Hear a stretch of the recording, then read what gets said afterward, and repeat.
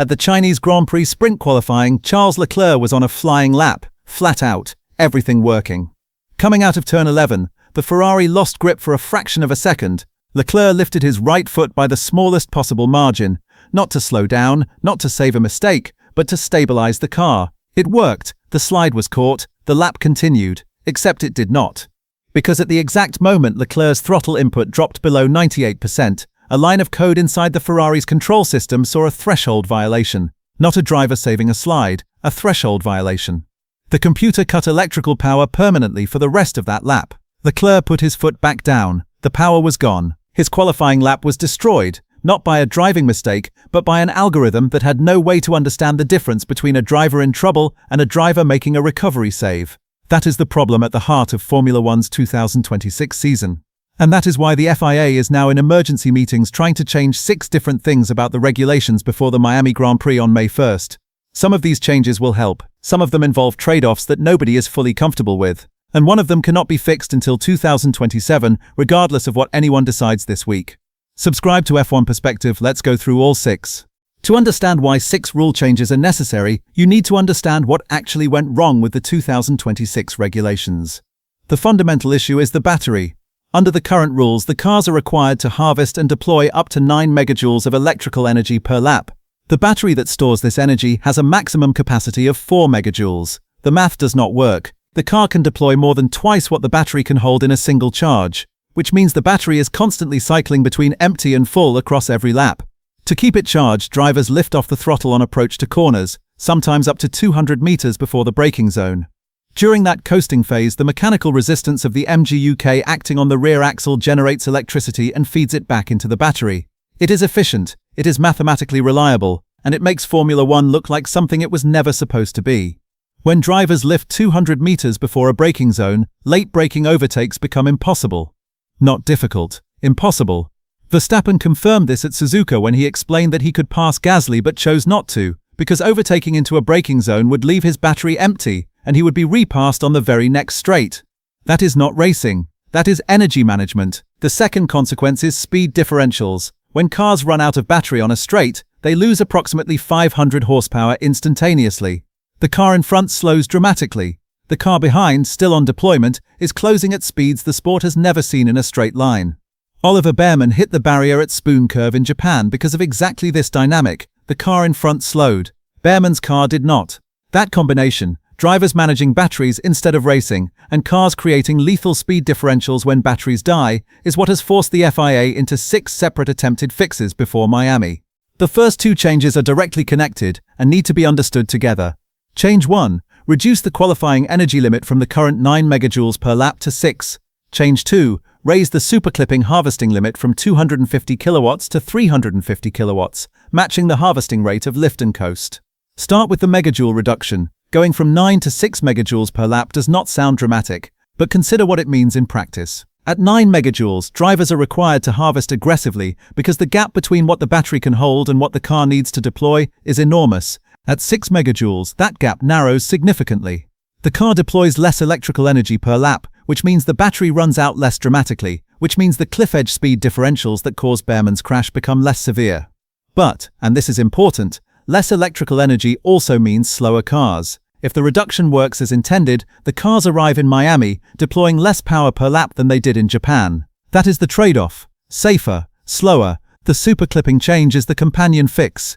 Currently, drivers can harvest 250 kilowatts through superclipping, but 350 kilowatts through lift and coast. The gap between those 2 numbers is why lift and coast dominates. It is simply more efficient. By raising the superclipping limit to 350 kilowatts, matching the lift and coast rate, the FIA removes the mathematical incentive to lift. Drivers who stay flat on the throttle can now harvest as efficiently as drivers who coast.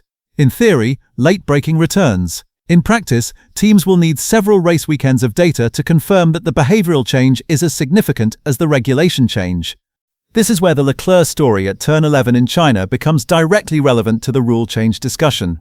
The third proposed change addresses the ramp-down algorithm, specifically the 98% throttle threshold that destroyed Leclerc's lap. Currently, the regulations require that a driver maintain 98% throttle or above for a minimum of 1 second to enter the ramp-down energy deployment mode. If the throttle drops below that threshold for any reason, including a driver catching a slide, the entire sequence resets. The computer sees a threshold violation and cuts power accordingly. What it cannot see is context. It cannot distinguish between a driver who has genuinely lifted to harvest energy and a driver whose foot slipped momentarily while saving a car from spinning.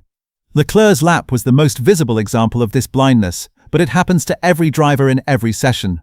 The proposal is to simplify the algorithm, reduce its sensitivity, increase the tolerance threshold, and allow the driver's right foot rather than a computer model to make the primary deployment decisions. This connects to the fourth proposed change, reducing the amount of algorithmic control that teams can apply to energy management during a lap. Currently, sophisticated software models run on the FIA standard ECU and essentially pre-program the deployment sequence for each lap based on data from previous laps.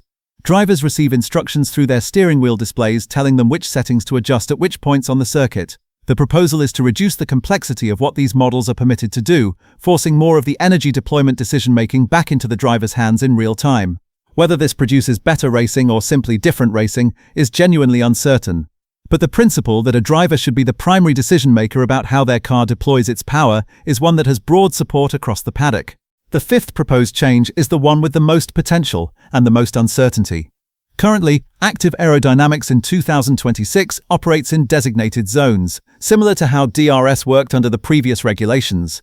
When a driver enters an activation zone, they can press a button to open both the front and rear wings simultaneously, reducing aerodynamic drag by up to 40% and gaining significant straight-line speed. The proposal is to remove the zone restriction and allow drivers to activate their active aero at any point on the circuit at their own discretion. The logic is compelling. If drivers can open their wings whenever they choose, the aerodynamic efficiency battle returns to Formula One. Teams would design chassis with dynamic setups in mind, rather than optimizing purely for the fixed zone conditions. Drivers who keep their wings open longer take more risk in corner entry, but gain more speed on the straight. Drivers who close earlier sacrifice straight-line speed, but have more downforce through the corners. That trade-off, wing management versus lap time, is exactly the kind of driver skill differentiation that Formula One is supposed to reward. Ferrari have already been developing this direction with the Macarena wing concept. The ability to have the rear wing rotate and reduce drag at driver command rather than in a fixed zone is precisely what a free active aero environment would enable. But the risk is real. A driver who miscalculates when to close their wings, arriving at a high-speed corner with less downforce than they expected, could produce an accident far more serious than the speed differential crashes the current regulations have already caused.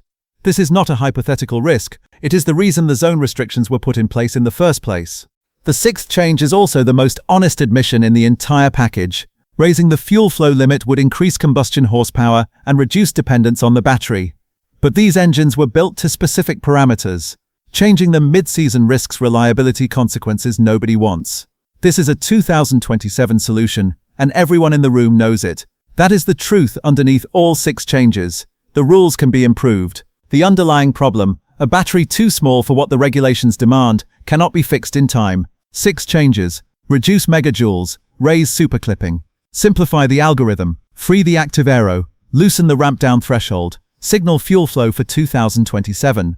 Some of these will make Miami better. None of them fix the foundation. Whether they are enough, whether Verstappen can make a move stick, whether Leclerc can save a slide without losing his lap, whether Behrman's crash cannot happen again, that is what May 1st answers. 6 changes in 2 weeks is not a revolution. It is an attempt. Subscribe to F1 Perspective, every development from the April meetings to race day in Florida.